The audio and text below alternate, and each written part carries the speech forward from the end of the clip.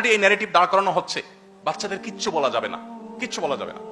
কে শিখাইছে আপনাকে এটা? পশ্চিমারা শিখাইছে আর অন্ধের মতো নিয়ে নিচ্ছেন। বাচ্চাদেরকে বলবেন, বকা দিবেন, শাসন করবেন, অবশ্যই শরিয়ার সীমানা আছে। ইসলাম একজন মুসলিম হিসাবে আমাদের জন্য শরিয়ার সীমানা দিয়ে দিয়েছে। চাইলেই আমি তাকে প্রহার করব, টর্চার হওয়ার মতো কাজ করবো, সেই ইসলাম সে অধিকার আমাকে দেয় নাই। কিন্তু তাকে অবশ্যই আপনি শাসন করবেন। শাসন যদি না করেন তো সে বিপদগামী হবে। এখানে যারা সিনিয়র আছেন অনেকেই ছোটবেলা বহু মারধর খেয়েছে। আমার জীবনে আমি অনেক মারধর খেয়েছি। গ্রামের ছেলে, দুষ্টুমি যত প্রকার আছে সবগুলোই করতাম, আবার মার খেতাম, আবার দুষ্টামি করতাম। কিন্তু এই শাসনটা যদি না থাকতো তো আমার বিশ্বাস যে আমি আমার ট্র্যাকে আমি টিকতে পারতাম না। বাংলাদেশের প্রথম সারির একটা ব্যবসা প্রতিষ্ঠান, একবারে প্রথম সারির, এটার যে কর্ণধার ছিল উনি মারা গেছে। ওনার ছেলেরা কয়েক ভাই, ওনারা বেশ অনেক ভাই। দু একটা প্রোগ্রামে সবার সাথে মিট করার সুযোগ আমার হয়েছে। আর দু একজন আছেন যাদের সাথে খুব পার্সোনাল লেভেলে ভালো সম্পর্ক। আমাকে বলেন যে ভাই, আব্বা ফজর নামাজের সময় দৌড়ানি দিতেন নামাজ পড়ার জন্য, যেহেতু অনেক ভাই আমরা, একটা একটা করে সবগুলাকে প্রথমে একবার ডেকে যেতেন, এরপরে মায়ের শুরু করতেন। তো তাদের মধ্যে এক ভাই এখন বড় একটা ব্র্যান্ড তার আছে, নাম বললে আপনার সাথে সাথে চিনে যাবেন, নাম বলছি না। তো কোন একটা তাদের পারিবারিক অনুষ্ঠানে আমিও ছিলাম। তার ওই ভাইকে ডেকে এনে বড় ভাই বলতেছে আমার সামনে, দুষ্টামি করে বলছে, নাম ধরে বলছে, এই তোর মনে আছে আব্বা প্রতিদিন ফজর সময় দৌড়ান দিতে, আর তুই ওযু ছাড়া নামাজ পড়তি প্রত্যেকদিন।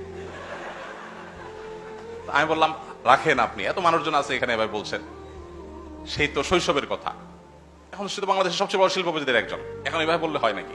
তো আমরা নিজেরা নিজেরা ছিলাম, খুব কাছামুচু করছিল, বলে হ্যাঁ বহুত করেছি, আল্লাহ মাফ করে দেখ।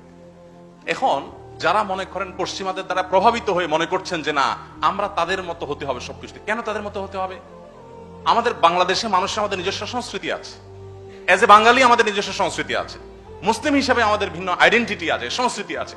কেন আমার ওদের সংস্কৃতি ধার করতে হবে? আমি আবারও বলছি, ওদের অনেক কিছু আছে ভালো। আমাদের ডিসিপ্লিন কেতাবে আছে, বাস্তবে নাই। ওদের ডিসিপ্লিন বাস্তবে আছে, ডেফিনেটলি আপনি সেটা অনুসরণ করেন। কিন্তু আপনি তাদের এই বস্তা পচা সস্তা সংস্কৃতিগুলো কেন অনুসরণ করছেন? ছোট ছোট বাচ্চা, কিশোর, যারা শিশু কিশোর, এদেরকে শাসনের পারে পশ্চিমাদের দৃষ্টিভঙ্গি কোনো কিছু বলা যাবে না, যা খুশি তা করতে দিতে হবে, কোনো কিছু না। আপনারা জানেন পৃথিবীর উন্নত দেশগুলোতে 6, 7, 8 এর বাচ্চারা যদি পুলিশ কল করে আর বলে যে আজ বাসায় আব্বু আমাকে বকা দিয়েছে, মার না, মায়ের তো দূরের কথা, জাস্ট বকা দিয়েছে, পুলিশ কিন্তু বাপকে তুলে নিয়ে যাবে। জানেন তো আপনারা, টোকিওতে এক বাংলাদেশি, প্রবাসী এক বাংলাদেশি আমাকে একটা সেমিনার শেষে এসে হাত ধরে কেঁদে দিলেন প্রায়। খুব অসহায় হয়ে বললেন, ভাই অনেক কষ্টে দেশ থেকে ফ্যামিলি আনছি, অনেক কষ্টে, বহু টাকা পয়সা জোগাড় করে এদেরকে এখানে এস্টাবলিশ করছি, ছেলেকে এখানে স্কুলে ভর্তি করাইছি, পড়ালেখা করছে ভালো। তো দেখলাম যে সে নষ্ট হয়ে যাচ্ছে, খুব বাজে জগতে সে চলে যাচ্ছে। তো তাকে বাধা দিলাম, একবার, দুইবার, তিনবার, শুনে না। তো জাস্ট একদিন একটা আঘাত করলাম তার হাত দিয়ে, তার পিঠে জাস্ট একটা ছোট আঘাত। আর দিন একটু বকা দিলাম। সে স্কুলে তার টিচার প্রতিদিন তাদের কাছ থেকে জিজ্ঞেস করে যে বাবা মা বকা দিছে কিনা, কিছু করে কিনা, ফুসলায় তাদেরকে। তো সে আমার নামে একদিন বলেছে, 2 দিন বলেছে, এরপর একদিন হঠাৎ করে আমাকে থানা থেকে কল করলো, এসে সেখানে গেলাম, আমাকে আটক করে ফেললো। এরপরে বললো ঠিক আছে ছেলে সহ বসো, বিচার হবে। বিচার হলো, বিচারে ফায়সালা হলো, থানা থেকে আপনার হলো আর কি, বিচার তো বলা যায় না এটাকে, সালিসি মতো হলো যে তুমি তোমার ছেলেকে একটা বাসা ভাড়া করে দিবা এবং তার সমস্ত ভরণ পোষণ দিবে এত বছর পর্যন্ত। তুমি তার বাসায় যেতে পারো সে কল করলে, আর আদারওয়াইজ তুমি যাবা না। আর তাকে তোমার বাসায় আসার জন্য তুমি চাপাচাপি করতে পারবা না, সে যা খুশি তা করবে, কিছু বলতে পারবা না। এটা হলো থানা থেকে ফায়সালা। এই বেচারা আমাকে বললেন, ভাই বলেন আমার এখন বেঁচে থাকাটাই দায় পৃথিবীতে। এই ছেলে তার চরিত্র নষ্ট হয়ে যাচ্ছে দেখে তাকে আমি শাসন করলাম, এখন থানা থেকে বিচার করলাম আলাদা বাসা দিয়ে তাকে বসায়া দুধ কলা দিয়ে সাপ পোষার জন্য, এবং সে সাপের দিকে আমি তাকাইতেও পারবো না। মানে আমার ছেলেটাকে নষ্ট হওয়ার জন্য আমি সবকিছু এফোর্ট দিব, সেটা আমাকে করতে বাধ্য করা হয়েছে। আমি আমার ছেলেকে শাসন করতে পারবো না। মায়ের চাইতে মাসির দরদ বেশি হয়ে গেল, প্রশাসনের দরদ বাবা মার চাইতে বেশি হয়ে গেল। এ হলো পশ্চিমাদের কালচার। তো তাদের সেই কালচার আমাকে আমদানি করতে হবে। কিন্তু আপনারা জানেন শিক্ষার নামে, সংস্কৃতির নামে, বিনোদনের নামে, সংবাদের নামে, নানা নামে আমাদের সমাজে জোয়ারের মতো অপসংস্কৃতি আসছে। গত 50 বছর যাবত একটা ট্যাবলেট এদেশে মানুষকে গিলানোর চেষ্টা করা হয়েছে, তা হলো যে এদেশের উন্নতি অগ্রগতির পথে প্রধান বাধাই হলো ইসলাম। ধর্মটা যদি রাষ্ট্র থেকে সবকিছু থেকে দূর দূর করে ফেলানো যায় তাহলে একটা রাষ্ট্র শূন্য হয়ে যাবে। 50 বছর যাবত আমরা এটা চর্চা হতে দেখেছি, রাষ্ট্র কোথায় গিয়েছে? এই প্রশ্ন এখন খুব শীত দ্বারা শক্ত করে আমাদের করতে হবে। 50 বছর যাবত ধর্মকে সব জায়গা থেকে দূর করো, ধর্ম টানাটানি করা যাবে, ব্যক্তিগত পর্যায়ে রাখতে হবে, তারা রাষ্ট্র শূন্য হয়ে যাবে। কি হয়েছে রাষ্ট্র গত 50 বছরে?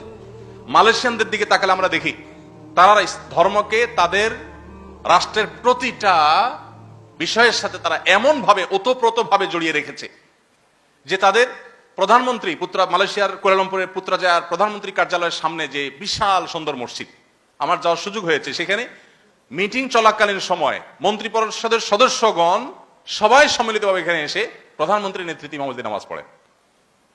তাদের দেশের প্রেসিডেন্ট, প্রধানমন্ত্রী ইউরোপ আমেরিকাতে সফরে গেলে সেখানকার তাদের দেশে প্রবাসীদের ইমামতি করে জুমার নামাজ পড়ান। তাদের দেশের মন্ত্রীদের ছেলে মেয়েরা হাফেজ হয়, তারা গর্ব করে সেটা প্রকাশ করেন। সেই দেশে সমকামিতার অবস্থা কি দেখেন। আমাদের উন্নত হইতে হলে নাকি সমকামিতাকে সাপোর্ট করতে হবে আমাদের।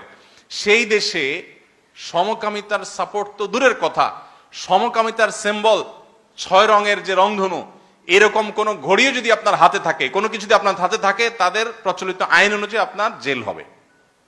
সাপোর্ট তো দূরের কথা।